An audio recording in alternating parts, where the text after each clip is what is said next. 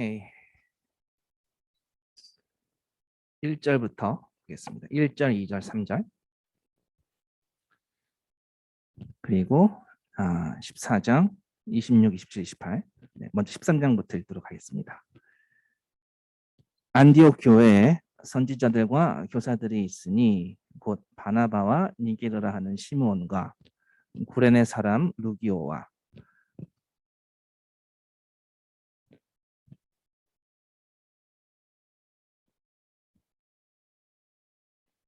다시 읽겠습니다. 안디옥 교회에 선지자들과 교사들이 있으니 곧 바나바와 니게르라 하는 시므온과 구레네 사람 루기오와 분봉왕 헤롯의 젖동생 마나엔과 및 사울이라. 주를 섬겨 금식할 때 성령이 이르시되 내가 불러 시키는 일을 위하여 바나바와 사울을 따로 세우라 하시니 이에 금식하며 기도하고 두 사람에게 안수하여 보내니라. 14장 26절입니다.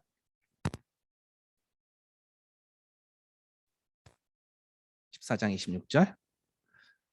거기서 배 타고 안디옥에 이르니 이곳은 두 사도가 이룬 그 일을 위하여 전에 하나님의 은혜에 부탁하던 곳이라. 그들이 이르러 교회를 모아 하나님이 함께 행하신 모든 일과 이방인들에게 믿음의 문을 여신 것을 보고하고 제자들과 함께 오래 있으니라. 아멘. 오늘 본문 말씀은 두 장입니다. 13장 1, 2, 3절과 14장 26, 27, 28절입니다. 네. 사도행전에 선교 장면이 지금 첫 번째 그 선교 장면이 나오는 13장이 첫 번째 선교 장면이 나오는데요. 이방인 선교가 본격적으로 시작되는 장면입니다. 자, 이방인의 이 선교를 위한 그 발걸음에 중심이 되는 인물이 누구죠? 오늘 본문에 보니까 바울과 바나바. 네, 바울과 바나바가 중심입니다. 그러나 사실 놓칠 수 있는 부분을 오늘 그 포인트가 무엇인지 바울과 바나바의 개인의 헌신이라기보다도 그것이 아니라 안디옥 교회 전체의 헌신임을 우리가 함께 보는 시간 갖도록 하겠습니다. 그래서 바울과 바나바의 어떤 개인적인 선교의 헌신의 장면으로 보시기보다는 교회 전체가 하나님 앞에 순종하는 그런 그림으로 보셨으면 좋겠습니다. 이 장면이 중요한 이유가 있죠. 이 장면이 굉장히 중요한 이유가 뭐냐? 그때까지는 상징적인 의미로 땅끝 전도를, 땅끝 선포를, 땅끝에까지 이르는 선교를 얘기했다면 이제는 진짜 본격적으로 속도감 있게 나가는 장면입니다. 그 전까지는 이방을 향한 가능성과 상징성을 주로 다루었던, 이제는 하나님께서 실행 버튼을 누르시고 이미 보여주셨던 가능성과 상징과 예표들을 이제는 진짜 속도감 있게 땅끝까지 밀어붙이시는 그런 장면입니다. 지금 읽어보면 우리가 13장 14장 읽어보신 분들은 아시겠지만 묵상하시면서 구브로와 갈라디아 지역을 방문합니다. 자, 아까도 말씀드렸지만 지금 바울과 바나바는 어디에서, 어느 교회에서 파송받았다고요? 안디옥 교회요. 네. 자, 중요한 사실. 왜 안디옥 교회가 중요하냐? 이 본문의 저자인 누가는요, 안디옥 교회임을 강조하기 위해서, 이방인 교회임을 강조하기 위해서 이 사건 이후로 사울의 이름을 계속 바울로 불러요. 사울은 유대인들이 통용하는 히브리어 이름이었고 바울은 로마식 이름입니다. 그리고 또 중요한 이유, 안디옥 교회가 중심이에요. 그 전까지는 예루살렘 교회가 장면의 메인이었다면 이제는 안디옥 교회가 메인으로 나옵니다. 왜죠? 상징성이 있습니다. 복음이 이제 본격적으로 땅끝까지 나아가는 것을 확실하게 보여주기 위해서입니다. 이미 지금 복음의 이 선포가 경계선을 넘어서 땅끝으로 전진하고 있다는 것을 밝히기 위해서이죠. 예루살렘에 국한되지 않고요. 예루살렘이라는 그 경계선에 국한되지 않고 땅끝으로 세계로 확장되는 세계 선교 이야기이죠. 자, 구체적으로 선교 이야기들을 그 안에 있는 내용들을 보면은 13장부터 14장을 다 읽어볼 수는 없지만 대강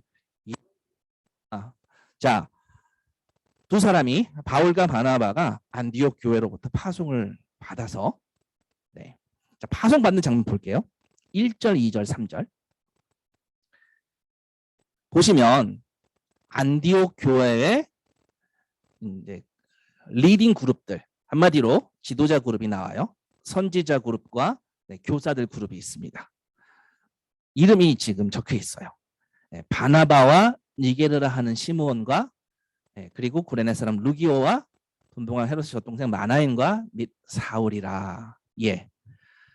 그 교회가 주를 섬긴다는 말은 썰반다는 말은 뭐예요? 서비스는 예배를 말하겠죠. 예배하고 금식할 때 성령께서 바나바와 사울을 따로 세우라고 그 교회에 지시를 하십니다. 자, 누구에게요? 바울과 바나바, 사울과 바나바에게 얘기했다고요? 아니면 안디옥 교회에 얘기했다고요? 지금 교회에 성령이 이르셨습니다. 이에 금식하며 기도하고 이제 파송하는 두 사람에게 안수합니다. 자, 그리고 이제 배를 타고 구브로로 가죠. 그리고 구브로에 가서도 유대인의 회당을 방문해서 거기서 말씀을 전합니다. 예수를 전합니다. 전하다가 또 지역을 옮겨서 뭐 바보라는 지역으로 가고 거기서 유대인 거짓 마술 선지자 또 만나고 그 마술사 엘루마에게 아주 지금 얼마나 하나님 대적하고 있는지 바울이 정확하게 정죄를 하죠. 그것을 보고 그 순간 마술사에게 마술사의 눈이 가려져서 갑자기 앞을 못 보게 됩니다. 그것을 보고 총독이 또 믿게 됩니다. 그리고 나서 거기서 멈추지 않고 또 배를 타고 또 밤빌리아로 갔다가 거기에 버가에서 또 복음을 전합니다. 그리고 버가에서 더 나아가서 비시디아 지방에 있는 또 다른 안디옥. 아까 처음에 출발했던 안디옥은 수리아 지방에 있는 안디옥. 그러니까 지금으로 치면 이제 시리아 지역이죠. 거기에 있는 안디옥에서 지금은 이제 비시디아 지역으로 옮겨집니다. 거기가 갈라디아 지방이라고 보시면 되시고요. 네. 또 회당에 가서 바울이 이스라엘 사람들하고 또 유대인의 하나님을 경외하는 사람들한테 또 설교를 합니다. 그 설교의 내용이 쭉 나와 있습니다. 역사를 유대인의 역사를 쭉 읊으면서 애굽에서 출애굽 사건서부터 해서 광야 40년 이야기를 하고요. 또 사사 시대 그래서 쭉 역사 가운데 결국 다윗의 왕에 이르러서 이사의 아들 다윗이 그 시편에 내 뜻을 다 이루리라 했었다. 하나님 약속하신 대로 다윗의 후손에서 이스라엘 위하여 구주를 세우셨다라는 그 이야기를 지금 바울이 끌어냅니다. 구약 성경에 있는 예수 이야기를 거기 안에서 끄집어서 회당에서 발표를 하고 선포를 합니다. 자, 이미 복음은 유대인들에게 선포가 되어졌었습니다. 근데 그 말을 잘 알아듣지 못하고 예수님 십자가에 못 박게 되었죠. 그 부분들을 바울이 전도여행 다니면서 일일이 다 얘기를 합니다. 그렇지만 하나님이 죽은 자 가운데서 그를 살려내셨고 그가 부활하셨고 또 그 부활의 증인이 되어서 나아가는 자신의 이 선포의 선교사로서의 정체성을 분명하게 선포합니다. 그래서 거기에 있는 형제들한테 유대인 형제들한테 너희가 알 것은 이 사람을 인하여 죄사함을 얻는 이것을 너희에게 전한다 라고 선교여행을 다니면서 바울이 회당 가운데서 그런 설교를 하죠. 그랬더니 사람들이 어때요? 네, 다음 주 안식일에도 한 번 더 말씀을 전해달라. 그렇게 얘기합니다. 그래서 유대인과 또 유대교에 입교한 경건한 이방인들을 또 불러다가 또 다시 말씀을 전하고요. 그랬더니 그 지방에 살고 있던 유대인들이 시기가 가득하여서 바울을 비방하고 반박하고 그럽니다. 자, 바울은 유대인들이 그 복음을 듣지 않는 것을 거절하는 것을 확인하고 이방인에게로 복음의 방향을 바꾸죠. 그랬을 때 이방인들은 오히려 유대인들이 아니라 이방인들은요, 오히려 기뻐하면서 하나님 말씀을 찬송하고 믿게 되었어요. 영생을 주시기로 작정한 자는 다 믿게 되었다고 합니다. 그것을 보고 유대인들이 바울과 바나바를 박해하고 쫓아냅니다. 그래서 이고니움이라는 지역으로 가고, 그 얘기가 이제 13장의 전체에서 나오는 이야기입니다. 뭐 14장도 바울의 이 선교 여행의 이 전진은 멈추지 않죠. 바울과 바나바의 유대인 회당에 들어가서 거기서 말씀을 전할 때, 복음을 전할 때, 예수를 전할 때 허다한 무리들도 믿는다라는 그런 증거들이 또 14장에 계속 나옵니다. 그런데 유대인들이 이방인들을 막 선동해서 돌로 치게끔 만드죠. 근데 그럼에도 불구하고 바울은 다시 들어가 그 도시로 들어가서 또 다시 전합니다. 거침없이 전하죠. 그 어떤 방해도 하나님께서 이렇게 보내기로 한, 하나님께서 그 경계선을 치우고 전진케 만든 이 사도들의 발걸음을 그 누구도 막지 못합니다. 심지어 바나바와 바울한테 뭐 제우스며 헤르메스며 그 당시에 이제 그리스 신의 이름까지 붙여가며 막 추앙하는 분위기여도 그들에게 오히려 따끔하게 얘기하면서 이런 일을 하지 말라고, 이런 이방인 제사를 드리지 말라고, 그런 선교 여행 내내 여기저기 좌충우돌 하면서 하나님의 말씀을 전하는 그런 모습들이 나옵니다. 네. 뭐 쭉 읽어보시면 아시겠지만 많은 사람이 그리스도의 제자가 됩니다. 이 1차 선교 여행을 통해서. 그러면서 다시 이제 안디옥으로 돌아와서 이제 선교 보고를 하죠. 그게 26절, 27절, 28절이에요. 4장에. 거기서 배 타고 안디옥에 이르니, 거기서는 아달리아를 의미하고요. 거기에서 배를 타고 최초에 파송받았던 안디옥 교회죠. 거기에 이르니 이곳은 두 사도가 이룬 그 일을 위하여 전에 하나님의 은혜에 부탁하던 곳이라. 이게 지금 2년 정도가 지났어요. 2년 만에 돌아온 거예요. 안디옥 교회로. 그들이 이르러 교회를 모아 하나님이 함께 행하신 모든 일과 이방인들에게 믿음의 문을 여신 것을 보고하고. 왜죠? 2년간 안디옥 교회가 힘써 동역했습니다. 기도로 동역했고요. 바울과 바나바를 서포트했습니다. 바로 그 장면인데요.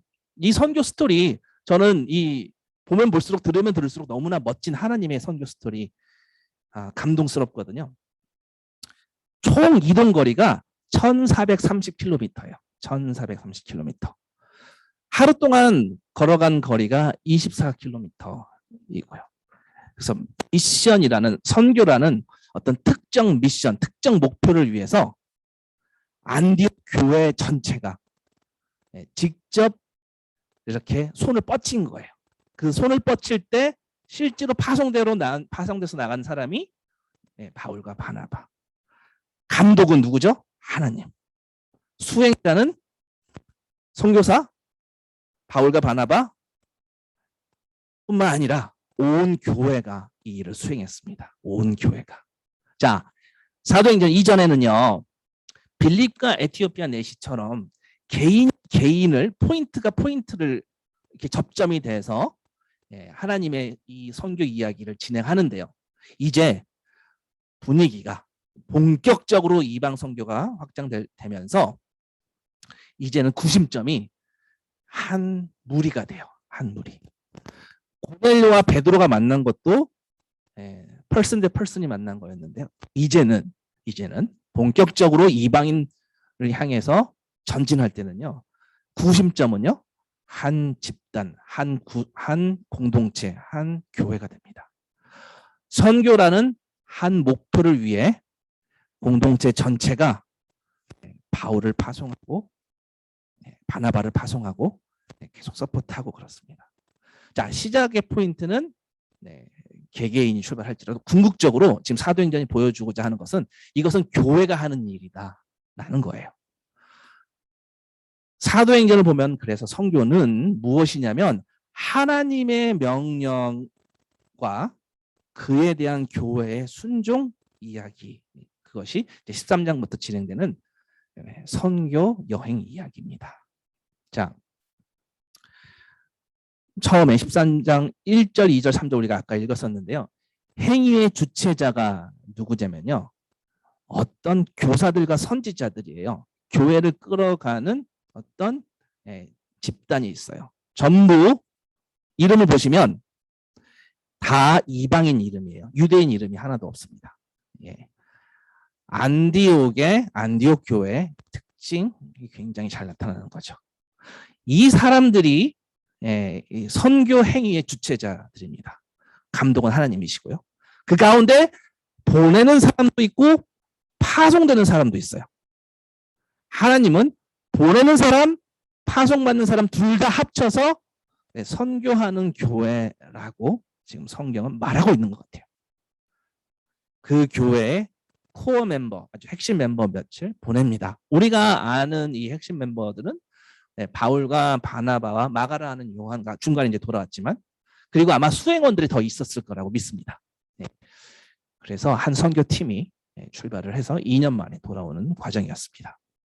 자, 이 교회가, 안디옥 교회가 여러 활동들을 했겠지만 본문을 통해서 드러나는 가장 중요한 활동들은요, 금식하고 섬겨, 그러니까 예배하며 또 주님의 뜻을 구하는 금식이 있었고, 그리고 선교하는 활동이죠. 예배와 선교, 이거는 신약에서 말씀을 통해 주시는 교회의 주요 임무 중에 하나입니다. 그것이 교회를 인도하는 어떤 메인 미션이 되는 거죠.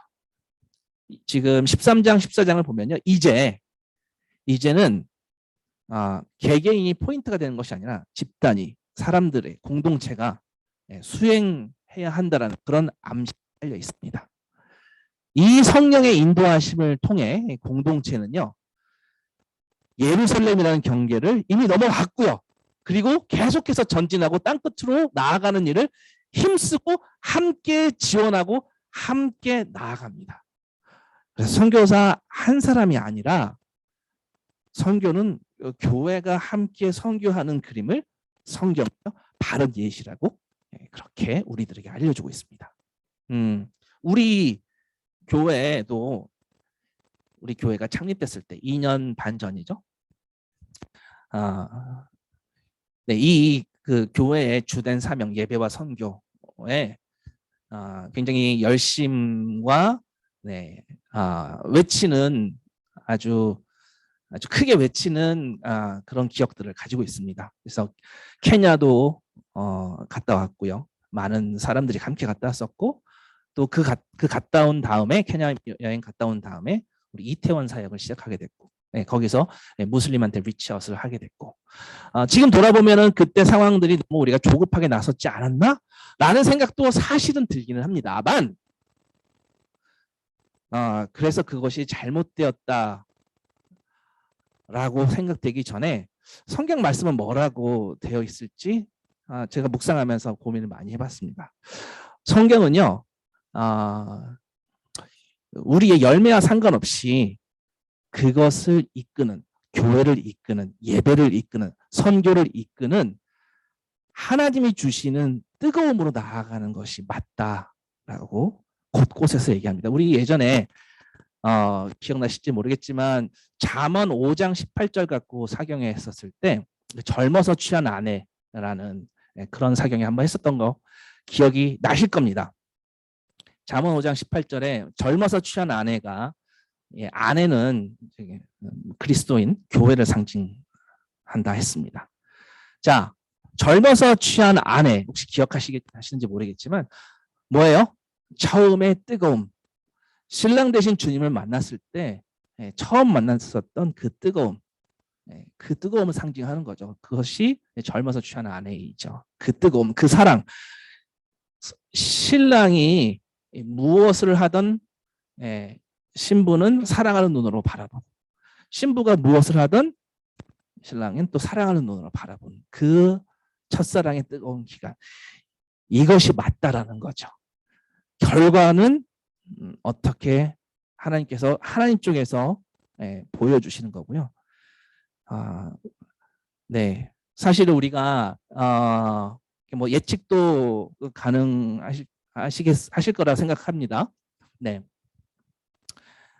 첫사랑의 그 뜨거움으로 서로의 눈을 바라보는 그 시절이 있었다면 별거 한 거 아닌데도 그냥 별일 한 거 아닌데도 너무나 사랑스럽고 너무나 이쁘고 너무나 멋있어 보이는 그런 시간들이 아마 있을 거라고 믿습니다. 별거 한 거 없는데도 그냥 뭐 단지 그냥 뭐 먹는 거 보기만 해도 뭐 옷 입는 거 보기만 해도 사랑으로 봐주고 그런 신랑과 신부 관계, 처음 사랑의 관계, 처음에 만나서 아내가 어떤 뭐 서투른 요리 실력으로 어떤 음식을 준비를 했는데 음식이 맛있든 맛이 없든 잘했던 망쳤던 잘했냐 못했냐 그런 게 중요하지가 않죠. 처음에 그렇게 뭐 국수를 만들던 파스타를 만들던 라면을 끓이던 뭐 어떤 음식이 나오던 괜찮은 음식 그다음에 자랑스러운 음식 만드는 게 포인트가 아니라 뭐가 포인트죠? 사랑이 포인트죠. 뜨거움이 포인트죠. 아무리 훌륭한 음식이 준비되어 있어도 아무리 훌륭한 이벤트가 상대방을 위해 준비가 되어 있어도 사랑이 빠지면 뜨거움이 빠지면 돈을 얼마를 썼든지 사랑 없는 성의 없는 작품들이라면 그냥 이렇게 생각되는 거죠. 이제 그냥 돈으로 때우려고 하는구나. 뭐 이런 생각 들지 않겠어요? 그거는 겉보기에는 화려할 수 있지만 실상은 신랑과 신부 사이에 아내와 남편 사이에 사랑의 관계로 표현할 수 없는 부분입니다. 이 뜨거움이 없어진다면 이 사랑이 없어진다면 신랑과 신부 무엇을 한들 그게 주님께 기쁨이 될 수 없는 부분일 거예요. 우리가 신앙생활 하다 보면은 함께 신앙생활 하다 보면은 서로 서로에게 실망할 때도 있고요. 또 옆 사람에게 실망할 때도 있고 리더들에게 실망할 때도 있고 사역이나 선교나 어떤 교회 어떤 일을 하다 보면은 거기에 나오는 결과물들이 형편없을 수 있죠. 퍼포먼스들이 안 되는 모습으로 나올 수 있습니다. 근데 서투르고 실수 많고 그래도 우리 잠언 말씀처럼 젊은 아내가 옳다라는 거죠. 젊은 아내가 어설프고 서툴죠. 근데 말씀은요. 교회는 이 젊은 아내됨을 유지해야 된다라고 계속 주장합니다. 뜨거움이 성령께서 주시는 뜨거움이 그것이 원동력이다라는 거예요. 성령이 일으키는 그 불길이 원동력이라는 거예요. 우리 한번 스스로 한번 생각해 봤으면 좋겠어요. 나한테 혹시 이런 부분이 사라졌지는 않았나? 내가 이 부분을 놓고 더 기도하고 열망을 갖고 나아가지 않지는 않나? 한번 우리가 생각해 봤으면 좋겠습니다. 우리 교회 나이가 2살 반쯤 됐습니다. 2살 조금 넘었죠? 그렇게 나이를 먹어도 그렇게 에이징해도 늙어가도 우리의 모습은 우리 교회의 모습은 서투른 젊은 아내가 맞다 이거죠. 가끔 선교지의 이야기들을 들으면요 소망이 될 때가 있습니다. 특별히 저희는 이제 엘토토 교회를 그 선교 이야기를 들으면서 많이 이렇게 용기를 얻는데요. 저는 개인적으로 어떤 부분에서 용기를 얻냐면은 시행착오가 많았다라는 그 두 분 말씀, 곽기문 선교사님과 강동현 선교사님 말씀을 들으면 개인적으로 좀 용기가 납니다. 물론 이제 12년 지나면서 굉장히 이제 스테이블한 모습, 또 사역지들이 이제 활발하게 돌아가는 모습을 보지만 그 뒷면에 너무나 많은 시행착오들이 있었다. 그 시행착오와 그 서투름과 그 어설픔과 그 실패 이런 것들 통해서 얻게 된 것이 자유함이래요. 자유함. 어떤 자유함이냐면 뜨거움을 유지한 자유함이라고. 제가 그 말씀이 너무나 위로가 되었었습니다. 보이는 이 어떤 활동적인 그림들 가운데 사실은 그 이면에는 그 한계가 만들어지기 위해서 그 이면에는 99개의 실패가 있었다라는 것, 그렇게 겸손하게 말씀하시는 것을 듣고 참 위로가 되는 포인트가 되었었습니다. 자, 한 가지 분명한 포인트. 아까도 말씀드렸지만 젊어서 취한 아내, 파스타를 만들건 라면을 끓이건 멋진 요리를 만들건 아니면 어설픈 요리를 만들면 물론 맛있게 하면 더 좋겠지만요.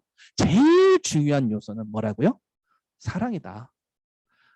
뜨거움이다. 첫사랑의 뜨거움이다. 그걸 유지할 때 우리는 하면 할수록 마이너스라는 존재지만 주님이, 우리 하나님이 무한대이시잖아요. 믿고 나아가는 것이 주님의 신부들입니다. 근데 이 뜨거움이 상실이 되면 이 젊어서 취한 이 신부의 첫사랑이 상실이 되면 그걸 커버치려고 무엇으로 해결하려고 하죠? 주로 인간의 노련함으로 해결하죠. 그래서 늙은 선지자가 되는 과정이지 않습니까? 그래서 어설프고 하는 거 없어 보이고 실수투성이이지만 젊을 때의 뜨거움, 그 자유함, 이 노련함보다 훨씬 주님께서 인정해 주신다는 거죠. 근데 우리가 노련함의 마음에 쏠릴 때가 있어요. 잘해보고자 할 때가 있습니다. 자, 어떨 때요? 자, 어떤 계산을 할 때요? 내가 쓴 시간만큼, 내가 은신한 만큼 열매가 안 나올 때, 그러면 어떤 노련함을 바라게 되는 시간들이 있을 수 있습니다. 그런 거죠. 쉽게 말해서 아니 그 재정과 그 사람과 그 헌신과 그런 훌륭한 그런 투자들을 통했는데 이만큼밖에 안 돼? 못했어? 왠지 이러면 이제 비즈니스 같은 거죠. 이렇게 노련하고 지혜롭지 않아 하면서 막 서로에게 이렇게 다그친다면, 이런 게 통하는 공동체라면 그러면 늙은 선지자 공동체인 거죠. 우리는 그러지 않은 공동체에서 너무 감사합니다. 자, 누가복음 17장 32절에 롯의 처를 기억하라. 롯의 처. 롯의 처는 뭐죠? 소금 기둥. 소금도 아니고 기둥도 아니고 아무 데도 써먹을 데가 없고 이도 아니고 저도 아니고 세상도 아니고 교회도 아니고. 이 롯의 처의 특징 뭔지 아시죠? 교회 안에 세상을 끌어들여서 뜨거움은 없어진 채 노련함과 자꾸 테크닉과 스킬과 시스템과 프로그램과 이런 이야기를 하면서 이 롯의 처의 특징은 자기 편을 만들어요. 그래서 계속 이 노련함에 대한 분위기를 만들어 갑니다. 교회 기도 제목으로 뜨거움의 회복이 아니라 프로그램이 잘 정착될 것을 올리고, 그렇다면 벌써 노련한 아내가 되는 거지 젊은 아내가 되는 건 아니겠죠. 성경은 이런 부분에 대해서 굉장히 단호하게 이야기합니다. 마태복음 18장 15절에 내 형제가 죄를 범하거든 가서 너와 그 사람과만 상대하여 권고하라. 만일 들으면 내가 내 형제를 얻은 것이요, 만일 듣지 않거든 한두 사람을 데리고 가서 두세 증인의 입으로 말마다 확증하게 하라. 만일 그들의 말도 듣지 않거든 교회의 말하고 교회의 말도 듣지 않거든 이방인과 세리와 같이 여기라. 진실로 너에게 이르노니 무엇이든지 너희가 땅에서 매면 하늘에서도 매일 것이요, 무엇이든지 땅에서 풀면 하늘에서도 풀리리라. 지금 15절부터 18절까지는 교회 안에서의 권징에 대해서 권면과 징계에 대해서 이야기하는데요. 굉장히 단호하죠. 이방인과 같이 여기라. 내보내라 얘기죠. 어떨 때? 교회에서 내보내지는 쫓겨나는 죄는 히브리서 12장 6절을 참고하시면 됩니다. 음행하는 자 곧 장자의 명분을 판 에서, 교회 안에서 하나님께서 주신 영적 약속을, 언약을 상실한 채 세상의 가치를 교회 안으로 끌어들이는 그런 음행이죠. 그것이 마태복음에 기록된 찍어 없애버리라, 찍어내버리라, 이런 말씀 드리지 않습니까? 십자가에서 예수와 함께 죽었다고 하면서 옛 사람이, 옛 삶이 여전히 살아있는 자, 옛 가치관과 옛날에 그렇게 앞세웠었던 성과 위주. 만약에 신랑이 신부한테 나는 이제 라면 더 이상 안 먹을래, 파스타 만들어 와. 야, 사랑이 뭐가 중요해, 맛있어야지 라고 한다면 이 관계는 신랑과 신부의 관계가 더 이상 될 수가 없죠. 만약에 나를 따뜻하게 안아주진 않아도 신부가, 아내가 돈을 많이 안겨주면 됐지 라고 한다면 이게 사랑하는 관계일까요? 결코 그럴 수 없습니다. 이런 자들, 주님 품 안에서 세상을 꿈꾸는 자들, 이런 자들을 우리 교회 안에서 쓴뿌리라고 얘기했지 않습니까? 쓴뿌리라고 하죠. 그런 자들을 하나님께서 찍어버리라는, 결코 용납하지 말라는 거죠. 다시 한번 정리합니다. 무엇을 제가 말씀드리고자 하냐면 노련함이 아니라 뜨거움이다. 그 결정을, 뜨거움이 옳다라는 그 결정, 노련함은 잘라내야 된다라는 그 결정을 하늘에서도, 하나님 쪽에서도 공감하시겠다라는 것이 두세 사람이 모인 곳에 거기 나도 함께 하겠다 말씀이시죠. 나 하나 그렇게 되는 거는 이제 개인이 회개하면 되는데, 이 쓴뿌리는 옆 사람도 그렇게 쓴뿌리가 되도록 만든 것이죠. 그렇기 때문에 축출을 하라고 하시는 거잖아요. 세상의 가치에 압도되어서 나 혼자 무서웠던 것이 아니라 주변에도 그 두려움을 전달하는 자. 그래서 1차 경고, 2차 경고, 3차 경고 하다가 아웃 잘라내버리는 거. 우리는 그런 교회가 아니어서 너무 감사합니다. 우리는 무엇을 하더라도 신랑의 목소리만 바라고 그 품 안에만 더 있으려고 하잖아요. 넌 내 안에만 있으면 안전해. 서툴러도 괜찮아. 우리 그런 교회, 너무나 감사한 교회 그 모습, 우리에게 주어진 그 모습이어서 너무나 감사합니다. 너는 괜찮아. 내 품 안에 있어. 이게 성령님의 목소리죠. 내가 있잖아. 그 신부의 답은 사실은요, 개개인의 답이 아니라 신부는 우리가 함께 고백하는 교회의 답변입니다. 우리 교회는 젊은 아내인가? 아니면 혹시 노련한 늙은 선지자가 아닌가? 우리는 매일매일 고민하고 매일매일 주님께 여쭙고 스스로 점검해야 됩니다. 교회가 젊은 아내됨을 잊고 그 뜨거움이 사라지고 온다면 내 오른 눈이 너를 실족하게 하거든 빼어내버리라고 하셨던 주님의 단호함 앞에 우리는 두렵고 떨린 마음으로 서야 됩니다.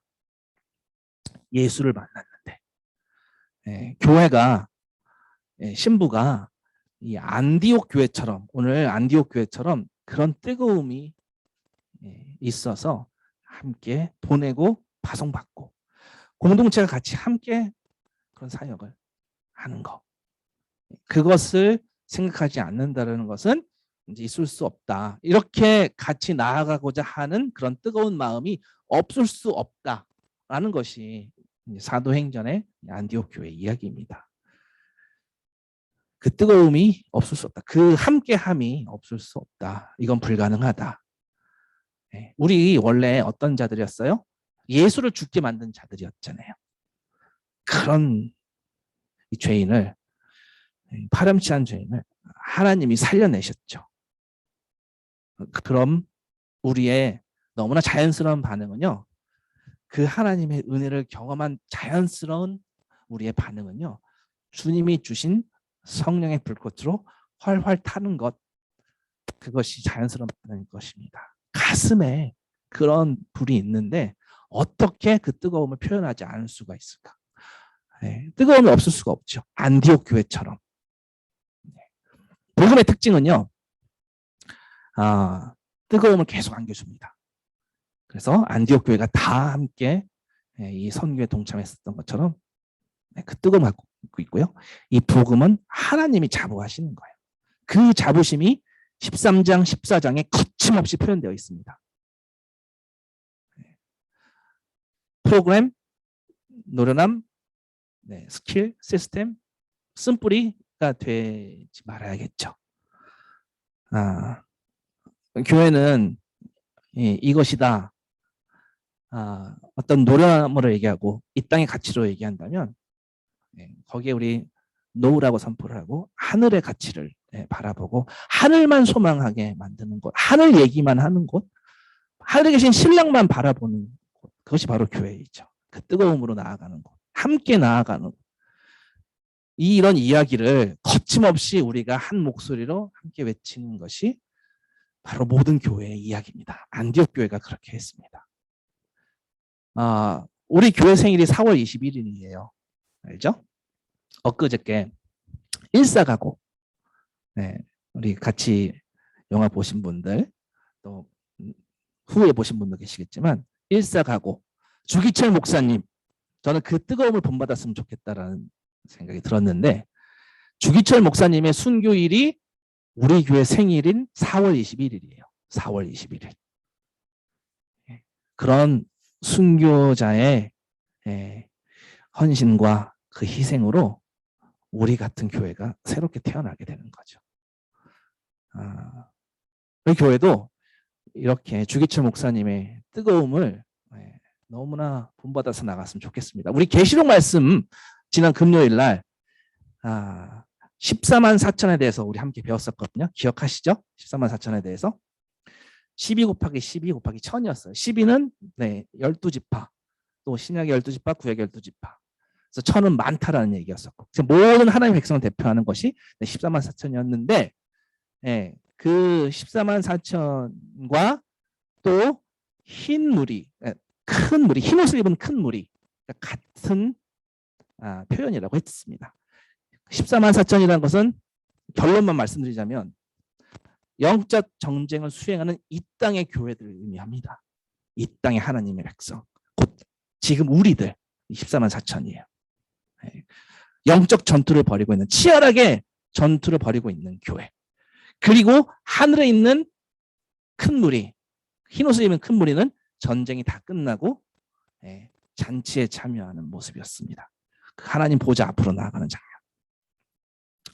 승리를 다 이루고 난 다음의 모습이죠. 오케이. 제가 이 얘기 왜 드리냐. 우리 일사가고 주기철 목사님, 또 요한계시록에 나오는 흰옷 입은 큰 무리. 우리 주기철 목사님도 흰옷 입은 큰 무리 가운데 있고요. 이 안디옥 교회 교인들도 흰옷 입은 큰 무리 가운데 있고요. 저는 우리 교회도 그 흰옷 입은 큰 무리 가운데 있을 거라고 확신합니다. 언제요? 주님 다시 오실 때. 승리했다라는 의미죠. 하나님 끝까지 신뢰하고 그 뜨거움을 유지하고 백성들이 모두 흰옷 입고 주님 앞에 설 때 그것을 소망하고 열망하는 교회. 지금 우린 치열한 전쟁 가운데 있지만 언젠가 우리에게 승리가 주어질 것이라는 확신에 쌓여서 전진하는 교회. 그것이 천상의 흰옷 입은 큰 무리들, 승리한 교회의 모습입니다. 지금 현재 우리는 14만 4천 지상교회입니다. 영적 전투로 치열하게 이 땅에서 세상 가치와 싸우고 있습니다. 어떤 사람들은 피지컬하게 싸우고도 있습니다. 어저께 아프간을 위한 기도했었는데요. 실제로 자기의 삶이 송두리째 날아가는 많은 일들을 우리는 어딘가에서 지금 그 일들이 벌어지고 있는 것을 알고 있지 않습니까? 그렇지만 우리는 그 큰 무리들, 흰옷 입은 큰 무리가 바로 그 승리의 무리가 우리가 될 것이라는 것을 소망하고 그 뜨거움을 유지한 채 그 뜨거운 주님의 군사들입니다. 이 땅에서 아무리 짓밟히더라도 이 땅의 가치에, 돈에, 명예에, 어떤 대세에, 어떤 부동산에 어떤 증권에 뭐에 뭐 비트코인에 그런 게 아니고요. 이 땅에 무엇이든지 우리를 억누르려고 하더라도 그것에 밟히지 않고 안디옥 교회처럼 주기철 목사님처럼 요한계시록에 나오는 14만 4천처럼 그렇게 영적 전투에 최전방에서 바울과 바나바가 성경 영쟁에 돌아맞고 짓밟히고 고난당해도 그 뜨거움을 유지했던 것처럼 주님의 군사들은요 결국 흰옷 입고 승리하게 되는 천상의 아름다운 무리가 될 거라는 그 마음으로 살아갑니다. 이 땅에서 끝까지 그 뜨거움 지키며 믿음 지키며 인내하며 마침내 승리한다는 것, 그것이 우리가 계시록의 모습이었어요. 한 구절만 인용하겠습니다. 계시록에서. 계시록 7장 9절 10절입니다. 이후에 내가 보니 승리가 선포되고 우리의 모든 신부들이 바라보는 그 모습이에요. 각 나라와 족속과 백성과 방언에서 아무도 능히 셀 수 없는 큰 무리가 나와 흰옷을 입고 손에 종려가지를 들고 보좌 앞과 어린 양 앞에 서서 큰 소리로 외쳐 이르되 구원하심이 보좌에 앉으신 우리 어린 양, 우리 하나님과 어린 양에게 있도다니. 이렇게 이런 승리한 장엄한 영광스러운 그 모습, 우리 그것을 소망하며 이 땅에서 젊어서 취한 아내의 그 뜨거움을 유지하고 가는 것입니다. 이것을 소망하며 뜨거움을 간직한 사람들, 안디옥 교회 사람들이었습니다. 주기철 목사님이 산정한 교회가 그랬습니다. 어떻게 이 뜨거움을 간직한 이 젊은 아내가 될 수 있을까요? 우리가 어떻게 그렇게 될 수가 있을까요? 당연히 하나님이 일하셔야죠. 그렇게 하나님이 우리를 뜨겁게 만드실 거라는, 더 활활 타오르게 만드실 거라는 그 기대, 그 소망, 그것을 표현하는 방식이 뭐죠? 기도예요. 기도. 우리는 그것을 기도하는 거예요. 우리 이렇게 기도하면 좋을 것 같습니다. 지금 우리는 마지막 때를 살아가고 있습니다. 종말을 살아가고 있습니다. 이때 주님을 향한 그런 뜨거움과 그 뜨거움을 아는 자들끼리 뜨겁게 서로 사랑하라고, 우리 베드로전서 4장 7절에 이런 말씀이 있습니다. 그 뜨거움을 어떻게 사용하는지 주님이 또 말씀하세요. 베드로전서 4장 7절, 만물의 마지막이 가까웠으니, 지금 살아가는 때죠. 그러므로 너희는 정신을 찾고 근신하여 기도하라. 그러면서 제일 중요한 거 얘기할게. 무엇보다 뜨겁게, 뜨거움을 어디다 써야 된다고요? 서로 사랑할지니. 뜨겁게 같이 함께 서로 사랑할지니 사랑은 허다한 죄를 덮니라. 서로 대접하기를 원망 없이 하고 각각 은사를 받은 대로 하나님의 여러 가지 은혜를 맡은 선한 청지기같이 서로 봉사하라, 섬겨라. 자, 뜨겁게라고 되어 있어요. 여기 표현은요, 원문으로 보면은 굉장히 우리가 보는 뜨겁다라는 표현보다 훨씬 더 강렬한 표현이 있습니다. 대충 사랑이라 치고 이게 아니고요. 제대로 하자, 뜨겁게 하자, 이 말씀이에요. 히브리서 10장에도 비슷한 말씀이 있습니다. 히브리서 10장 24절을 보시면 서로 돌아보아, 안디옥 교회가 서로 돌아보았던 것처럼, 그래서 돌보며 파송했던 것처럼, 산정현 교회가 주기철 목사님과 함께 믿음의 고백을 했던 것처럼 서로 돌아보아 사랑과 선행을, 순교를 격려하며, 25절, 모이기를 패하는 어떤 사람들의 습관과 같이 하지 말고 오직 권하여 그날에 가까운 볼수록 더욱 모이자. 자, 여기에서 서로 돌아보아요. 서로 돌아보아. 24절에 서로 돌아보아 사랑과 선행을 격려하며. 자, 제가 한 가지 우스갯소리가 될 수도 있지만요, 목사들이 돌아보아 사랑과 선행을 격려하며라고 했나요? 아니면은 서로, each, 각자 돌아보라고 했나요? 네, 서로, 그렇죠? each other, 서로.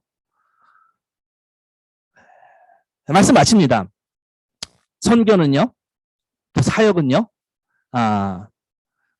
또 우리가 신부가 신랑을 위해 드리는 해드리는 음식은요, 어떤 음식이든 같이 하는 겁니다. 같이요. 기쁨도 같이 가고요. 짐도 같이 지고요. 그것이 안디옥 교회가 함께 선교사를 파송했었던 것처럼요. 갈라디아서 6장 2절 너희가 짐을 서로 지라. 갈라디아서 6장 2절 너희가 짐을 서로 지라. 그리하여 뭐요? 그리스도의 법을 성취. 그리스도의 법이 완성되는 것은요. 뭐라고요? 서로 짐을 지는 게 그리스도의 법이 완성되는 거예요. 사도행전 내내 하나님은요. 이 교회들 자랑스럽게 우리들에게 보여주세요. 하나님의 자랑 안디옥 교회, 하나님의 자랑 예루살렘 교회. 네. 지금 하나님 무엇을 하시든 간에요. 하나님은 교회를 통해서 말씀하고자 하는 게 분명히 있습니다. 선교도 그렇고요. 사역도 그렇고요. 교회 삶 자체가 다 그렇습니다. 우리 사도행전 4장, 2장 4장에 나오는 그 이야기. 성령께서 이끄시는 그 공동체의 열매. 알잖아요. 이 변화된 사람들의 공동체. 거기에 한 장면인데요. 자, 무엇으로 변화가 됐죠? 성령의 역사로 그리스도를 믿어 변화가 되었습니다. 그래서 그 어떤 것에도 흔들리지 않고요. 오직 예수 그리스도께만 붙잡힌 바 된 공동체입니다. 자발적으로 자원해서 함께 서로 돌보고 어떤 사람은 집과 땅을 팔고 어떤 사람은 교회에 그 돈을 가지고 옵니다. 왜요? 필요한 사람들에게 나누어 주라고요. 그들의 삶은요. 그 무엇에도 구속되지 않았고 그들의 가치관은 어떤 가치관이라고요? 네, 서로 돌보는 가치관이에요. 그 누구도 그렇게 하라고 이야기하지 않았습니다. 교회 규정도 그런 게 없어요. 그런데 뭐가 있어요? 뜨거움이 있어요. 아나니아와 삽비라는 이 뜨거움을 흉내내려다가 죽은 거였습니다.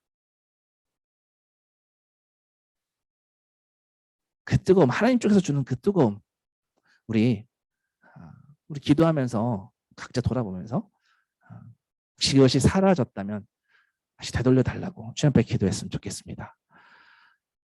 진짜 하나님이 자랑하시는 하나님표 뜨거움, 성령께서 이끌어 가시는 그 뜨거움, 그거 우리가 함께 지켜내야죠. 그게 젊은 아내들의 특권이자 의무입니다. 그것을 보고 사도행전이 이렇게 얘기합니다. 온 유대와 갈릴리와 사마리아 교회가 평안하여 든든히 서가고 주를 경외함과 성령의 위로로 진행하여 수가 더 많아지니라. 이게 하나님이 자랑하시는 뜨거움이죠. 그 뜨거움이 온 교회를 함께 선교로 이끄셨고 이제 라이프 미션 교회도 자랑하시는 하나님께서 자랑하시는 그 교회가 분명히 될 수 있다고 믿습니다. 예수님이 자랑하시는 교회, 언약 백성들을 계속 생육하고 번성하는 교회. 우리 창립 예배 말씀이 바로 이 말씀이었지 않습니까? 그 말씀 갖고 계속 걸어왔습니다. 2년 전부터 그렇게 생육하고 번성하라고, 예수 생명으로 생육하고 번성하라고, 눈에 보이는 숫자보다 정말 예수 생명으로 뜨거운 자들, 뜨겁게 번성한 자들, 우리 구체적인 그 열매들이 우리가 다 그 열매들이었어요. 우리가 이 자리에 다 앉아 있습니다. 저는 그 뜨거움이 저부터 회복되도록 더 소망하고 더 열망하고 더 기도하고 그러겠습니다. 함께 그랬으면 좋겠습니다. 예수님의 피가 우리 신부들을 생육케 하셨고 또 번성케 하셨습니다. 사도행전처럼 이 주님께서 주신 이 피로 예수 옷 입고 나아가는 그 신부들, 이게 교회의 본질적인 모습이지 않습니까?